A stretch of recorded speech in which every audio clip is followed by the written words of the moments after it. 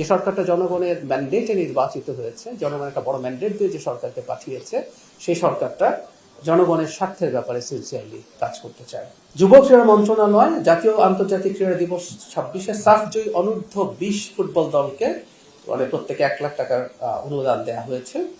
বগুড়া শহীদ চান্দু স্টেডিয়ামকে আন্তর্জাতিক মানে ফেরানোর ব্যবস্থা গ্রহণের সিদ্ধান্ত নেওয়া হয়েছে। আগামী জুলাই মাসে অনুষ্ঠিত নারী বিপিএল এই মাঠে আয়োজনের পরিকল্পনা গ্রহণ করা হয়েছে। আপনারা জানেন এটা একটা আন্তর্জাতিক সুবিধা সম্পন্ন স্টেডিয়ামই ছিল, কিন্তু রাজনৈতিক কারণে এটাকে অবহেলা করে সমস্যায় ফেলা হয়েছিল।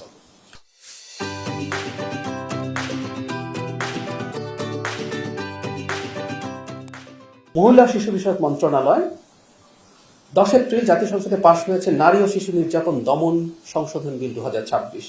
নারী ও শিশু নির্যাতন দমন সংশোধন আইনের দ্রুততম সময়ে বিচার সম্পন্ন করা, সাক্ষীর নিরাপত্তা এবং নারীদের সুরক্ষায় বিশেষ বিধান যুক্ত করা হয়েছে। এটার আরেকটি গুরুত্বপূর্ণ দিক হলো প্রযুক্তির ব্যবহার। মানে এটাতে ডিজিটাল ক্ষেত্রে যা যা হয় ডিজিটাল প্রমাণ ব্যবহার করে বিচারকে আরো কার্যকর করা হবে। একটা কথা এখানে একটু যোগ করে রাখা দরকার বলে মনে করি। মাননীয় প্রধানমন্ত্রীর সাথে আমার ব্যক্তিগতভাবে এই ইস্যুতে কথা হয়েছে, আমি একটা প্রোগ্রামে বলেছিও। মাননীয় প্রধানমন্ত্রীর কার্যালয়ের অধীনে একটা বিশেষ সেল গঠিত হবে খুব অল্প সময়ের মধ্যে, যার কাজ হচ্ছে নারীদের বিভিন্ন নির্যাতন হয়রানি, বিশেষ করে সাইবার বুলিং এর বিরুদ্ধে পদক্ষেপ নেওয়া। মানে আমরা খেয়াল করেছি একজন নারী শুধুমাত্র নারী হবার কারণে তার রাজনৈতিক পরিচয় নিয়ে তার সমালোচনা হতে পারে। মানে আমরা পুরুষরাও যখন আমাদের একটা পলিটিক্যাল স্ট্যান্স নিই, সমালোচনা হয়, আমাদেরকে অনেক সময় অশালীন ভাষায় কথা বলে, কিন্তু নারীদের ক্ষেত্রে কত হলো বিশেষ বিশেষ ভাষা, বিশেষ বিশেষ শব্দ, বিশেষ বিশেষ কথা তাদের ক্ষেত্রে ছুড়ে দেওয়া হয়। এই ধরনের বুলিং, আমি ব্যক্তিগতভাবে কয়েকজন নারীর সাথে আমার অন্তত কথা হয়েছে যারা এই ধরনের বুলিং এর শিকার হয়ে অত্যন্ত সমস্যায় আছেন। এটা শুধুমাত্র যিনি পাবলিকলি কথা বলছেন তা না, তিনি তার ভার্সিটিতে পড়ছেন, স্কুলে পড়ছেন, কলেজে পড়ছেন, কারোর সাথে কোনো রকম কোনো মনোমালিন্য হয়েছে, সেটার রেজাল্টে তারা এইরকম কিছু করার চেষ্টা করছে। সো আমরা এই ব্যাপারে অত্যন্ত কঠোর কিছু ব্যবস্থা নিতে যাচ্ছি, এটুকু আগাম জানিয়ে রাখছি। ওটা যখন হবে আমরা নিশ্চয়ই আনুষ্ঠানিকভাবে সেটাও জানাবো। এর বাইরেও সাইবার বুলিং এবং অনলাইনের মিসইনফরমেশন ডিসইনফরমেশন নিয়ে আমরা কিছু কাজ করছি, সেটা একটু পরে বলছি। স্থানীয় সরকার মন্ত্রণালয় খাল খনন কর্মসূচি এখানে আছে। 900 কোটি টাকা শ্যামপুর খাল উন্নয়ন প্রকল্পটি অনুমোদন হয়েছে। এখানে আধুনিক নেটিং ব্যবস্থা এবং হাঁটার রাস্তা তৈরি করা হবে। মানে শ্যামপুর খালের কথা আপনারা জানেন, যেটা শুধু খাল না, যেহেতু একটা শহরের মধ্যে থাকা খাল, এখানে আমরা চেষ্টা করছি যেখানে মানুষের এক ধরনের গ্যাদারিং হতে পারে, এটা এখানে হাঁটার রাস্তা ব্যবস্থা করা হয়েছে প্রকল্পের ক্ষেত্রে বলছি।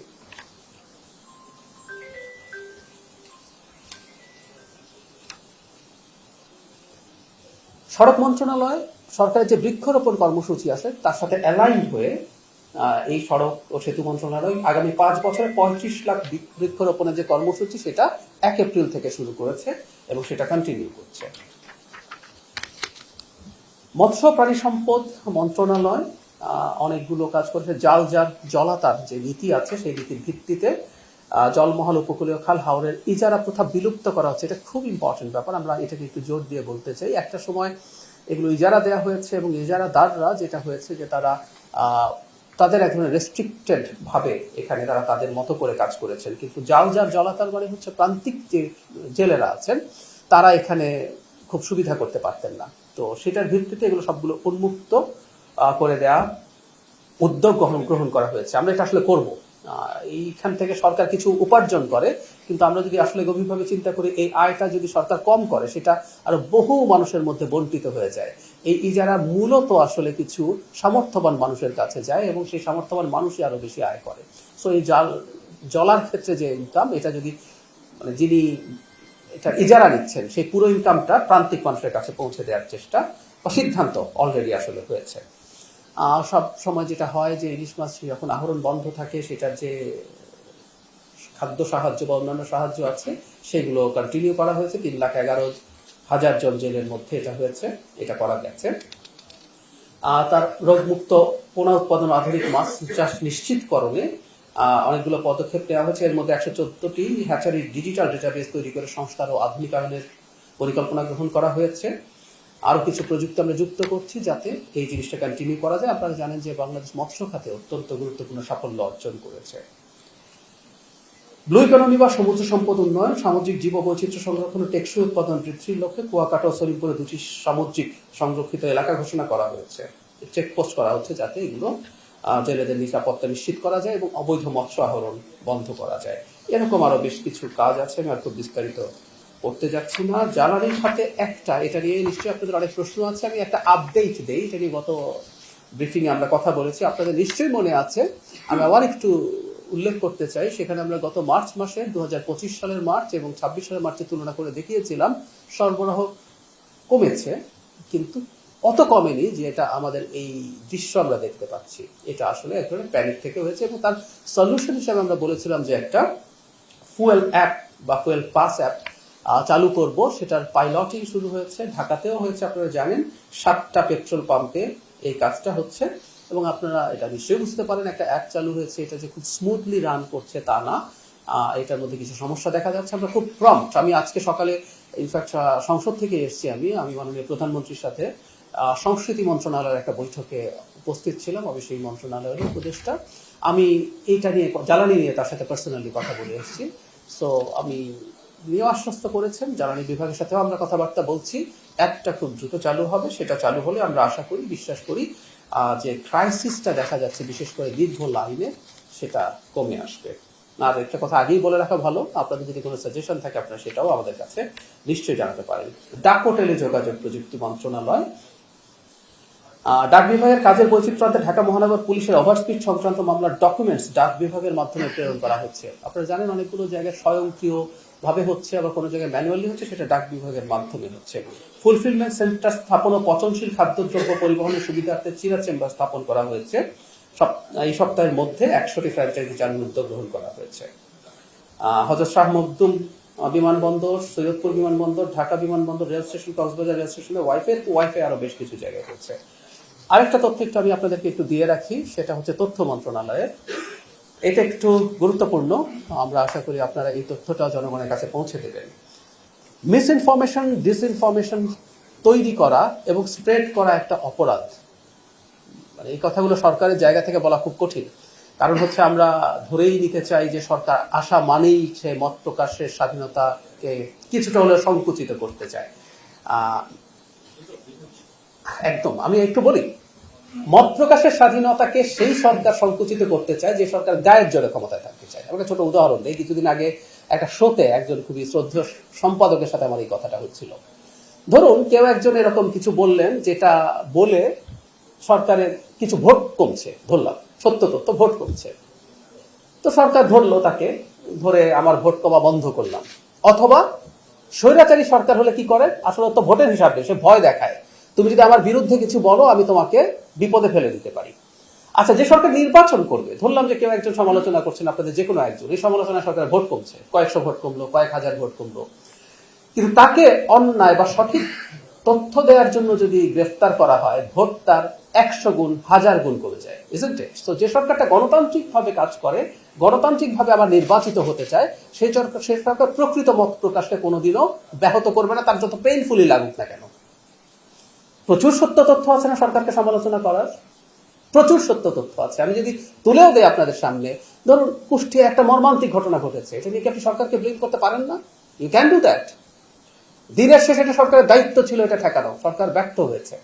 তো এরকম প্রচুর ঘটনা আপনি চেষ্টা করলেও, এত বড় একটা দেশ, দীর্ঘদিনের পুঞ্জীভূত সংকট, বিপদে সরকার বা ঝামেলায় সরকার পড়বে, সরকার ভুল করবে, আন্তরিকতা থাকলেও পেরে উঠবে না।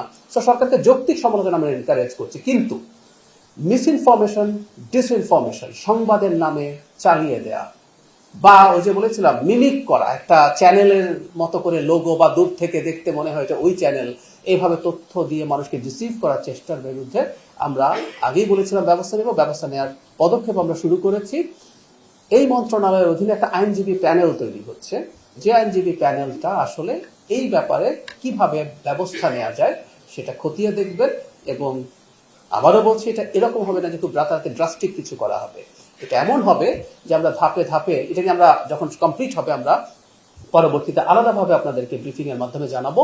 আমরা তাদেরকে, যারা করেছেন তাদেরকে সতর্ক করা থেকে শুরু করে এই কাজগুলো শুরু করতে যাচ্ছি। আমি আবারও দেশবাসীর উদ্দেশ্যে, জনগণের উদ্দেশ্যে এটা বলছি, মিস ইনফরমেশন বা ডিসইনফরমেশন যেটাই হোক না কেন, যেটা ভুলে হোক অথবা ইচ্ছাকৃতভাবে হোক, যিনি তৈরি করছেন এবং যিনি ছড়িয়ে দিচ্ছেন তিনি যেন এই ব্যাপারে সতর্ক থাকেন। এখন প্রশ্ন আসতে পারে যে আমরা কি জনগণকে সতর্ক করার জন্য কিছু করছি? এক্স্যাক্টলি আমরা এই কাজটাও করছি। আমরা খুব দ্রুত বেশ কিছু আমাদের সরকারি বা রাষ্ট্র নিয়ন্ত্রিত যেসব প্রতিষ্ঠান আছে তার বাইরে আমরা বেসরকারি প্রতিষ্ঠানগুলোর মাধ্যমেও তারা যে কাজটা খুব সহজে করছেন, এই কাজটা যে আসলে একটা অপরাধ, অনৈতিক, সেই বার্তাটাও জনগণের কাছে পৌঁছে দিতে চাই। তার পরবর্তীতে আমরা আসলে এটা করতে হবে, আমরা কিছু রুলস অ্যান্ড রেগুলেশনস, আমরা কিছু নিয়ম মানতে হবে এবং যেগুলো অপরাধ সেগুলো অপরাধ হিসেবে ট্রিটেড হবে, এই বার্তাটা আমরা একটু দিতে চাই। এবং আবারও বলছি, আমরা আইনজীবী প্যানেলের তৈরির কাজ শুরু হয়ে গেছে, এটার জন্য নীতিমালা তৈরি হয়ে গেছে, দ্রুতই একটা আইনজীবী প্যানেলও তৈরি হচ্ছে। আরেকটা কথা একটু বলে রাখা ভালো, মানে এটা নিয়ে আমরা আগে প্রচুর কথা বলেছি, মানে মব কিন্তু একটা স্পন্টেনিয়াস আনস্ট্রাকচার্ড রেসপন্স। আমরা ইন্টারিমের সময় একটা ভিন্ন জিনিস দেখেছি, মানে সেটা হচ্ছে একটা পরিকল্পিত মব। মানে পরিকল্পিত মব হয় না, কিন্তু এই চেষ্টা হয়েছে। মানে কেউ কেউ বলে যে তোমার ওখানে আমি মব করবো, মব কি বলে করা যায় নাকি? আমি আবারও বলছি, মবের মানে চমৎকার উদাহরণ হচ্ছে আমরা যখন কোনো পকেট মার্কে ধরতে পারি, তখন সবাই কিন্তু আমরা স্ট্রাকচার না, প্ল্যান না, একজন ধরেছি সবাই এসে জড়িত হচ্ছে। সো ইন্টারিমের সময় আসলে একটা নতুন ফেনোমেনন তৈরি হয়েছে, যেটাকে আমরা মব বলি। ইন মাই কনসিডারেশন এটা বহু ক্ষেত্রে আসলে মব না, আপনি অর্গানাইজ করছেন। ইনস্ট্যান্টলি যদি ঘটে তারপরও সেটাকে আমরা মব বলতে পারবো। মব মানে যে খারাপ ভালো, আমি সেই তর্কে যাচ্ছি না। যেটা প্ল্যান্ড না, যেটা স্ট্রাকচার্ড না, সেটা মব। এখন সেই মবের হাতে কখনো কখনো খারাপ কাজ ঘটে, কখনো কখনো আমাদের কাছে অ্যাপারেন্টলি ভালো কাজও ঘটে, হতে পারে।